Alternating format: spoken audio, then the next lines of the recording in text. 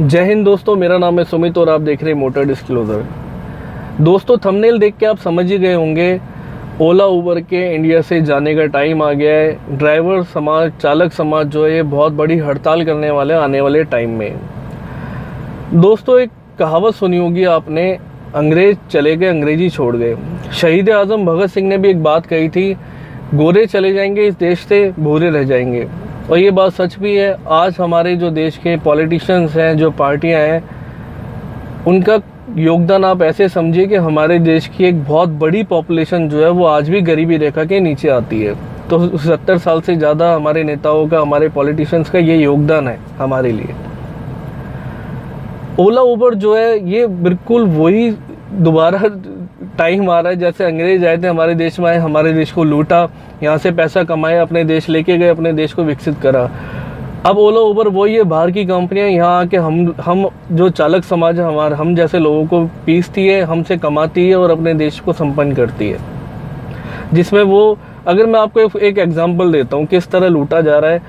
अगर जैसे 100 रुपये का काम करे एक चालक ने, एक ड्राइवर ने 100 रुपये की सवारी उठाई, उसमें से 25 से 30 रुपये उसने 25 से 30% कमीशन ओला उबर को पे कर दिया। 25 से 30 रुपये, 25 से 30% उसका फ्यूल खर्च, गाड़ी के खर्चे में भी आएगा। उसको बच्चा 45 to 50%। मतलब अगर वो सारे दिन के अंदर 2000 का काम करता है तो उसको 900 से 1000 बचता है। और अगर 900 से 1000 वो 30 दिन लगातार काम करता है तो इसको मल्टीप्लाई 30 कर दो तो उसका 30,000 रुपये होता है। अब इस 30,000 के अंदर उसका 15,000 रुपये तो उसकी गाड़ी की इंस्टॉलमेंट निकल गई। 15,000 जो उसका बचा, उस 15,000 में उसको इतने बड़े शहर में रह के अपना घर चलाना है, अपने बच्चों को पढ़ाना है, उनका फ्यूचर देखना है और कुछ पैसा बचाना भी है कि आने वाले समय में कभी कोई मिस हैपनिंग हो जाती है, कोई हानि ऐसी हो जाती है तो उसके लिए वो इलाज करा सके। ओला उबर की तरफ से ना तो इनकी कोई पॉलिसी होती है, ना हेल्थ इंश्योरेंस, ना लाइफ इंश्योरेंस। अगर चालक गाड़ी चलाते हुए कुछ उसको मिस हैपनिंग हो जाए, मर जाए तो उसको मिलता है ज़ीरो। गवर्नमेंट की तरफ से भी ज़ीरो, ओला उबर की तरफ से भी ज़ीरो। काम किसके लिए कर रहे हैं? ओला उबर के लिए। कमा के किसको दे रहे हैं? ओला उबर को। और मिलता है क्या इनकी तरफ से? ज़ीरो। कंपनी इतना ज़्यादा प्रॉफिट में जा रही है 25-30% कमीशन लेके कि हमारे जो चालक समाज है वो बेचारे अब इतनी बुरी स्थिति में आ चुके हैं। और जैसे अभी कोरोना चल रहा है कि 2-2, 3-3, 4-4 महीने की इंस्टॉलमेंट पे नहीं करी उन्होंने। उससे पहले उनकी इंस्टॉलमेंट रुकी हुई थी क्योंकि कमाई नहीं है। इतना कमीशन देने के बाद किसको क्या बचेगा? हमारे देश के नेता जो है, हमारे जो ट्रांसपोर्ट मिनिस्टर है, वो चैन की नींद सो रहे हैं कि शायद देश की जनता सुखी है, शायद चालक समाज सुखी है, खुश है। उनके कानों में आवाज़ नहीं जाती। लोग रोज़ रोते हैं, ड्राइवर्स रोज़ रोते हैं, रोज़ आवाज़ लगाते हैं, लेकिन हमारे मिनिस्टर्स, हमारे नेता सोए रहते हैं। ये बहुत शर्म की बात है कि 70 साल से ज़्यादा आज़ादी को हो गए, हमारी इतनी बड़ी पॉपुलेशन अभी भी गरीबी रेखा के नीचे आती है। इसमें क्या योगदान रहा है इन पार्टियों का? जो समाज चुप रहता है उसकी आवाज़ कोई भी नहीं उठाता।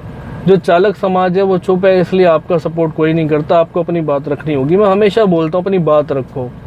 मैं जब ये बोल रहा हूँ तो इसका मतलब भी है कि आप अपनी बात रखोगे, आपकी बात आगे पहुँचेगी। और नहीं पहुँचती, शेयर करो औरों की बातें जो मेरे ऐसा कोई बोलता है तो। अब ये टाइम है कि ओला उबर को भागना चाहिए यहाँ से। बहुत लूट लिए इसने, बहुत सह लिया चालक समाज ने। टैक्सी ड्राइवर्स की हालत आज ये है। अगर आउट स्टेशन की बात करें तो आउट स्टेशन की बुकिंग जो ओला उबर देती है, अब आउट स्टेशन चली तो गई गाड़ी वन साइड किराया लेके, वहाँ से अगर उसको बुकिंग नहीं मिलती, वो सुबह का गया बेचारा, सारी रात वहाँ रुका रहता है। अगले दिन में मिल जाए तो ठीक, नहीं तो रुका रहता है, फिर हार थक के वापस आता है अपने शहर की तरफ। तो कंपनियों को डबल साइड किराया देना चाहिए। जब वो खाली आ रहा है तो भी उसको ज़ीरो मिल रहा है, तो उसने कमाया क्या? 2 दिन वेस्ट करे, जो बुकिंग लेके गया उतना पैसा उसका वैसे खर्च हो गया। तो ये लूट बंद होनी चाहिए। कमीशन 5% से ज़्यादा नहीं होना चाहिए, 5% बहुत ज़्यादा है। तो ये ज़रूरी है कि इसके लिए जो पॉलिटिशियंस है, जो हमारे सीएम है, हमारे प्रधानमंत्री जी हैं, जो 20 लाख करोड़ का बजट लोगों को खुशी खुशी दे रहे हैं ताकि उनकी मुसीबतें दूर हो सके, उसमें चालक समाज जो है उसको निगलेक्ट ही कर दिया उन्होंने। उनको सोचना चाहिए कि देश की अर्थव्यवस्था, देश की रीढ़ की हड्डी ट्रांसपोर्ट सिस्टम से ही होती है। चलिए दोस्तों, कल फिर मिलते हैं किसी नई वीडियो नए सवाल के साथ। जय हिंद।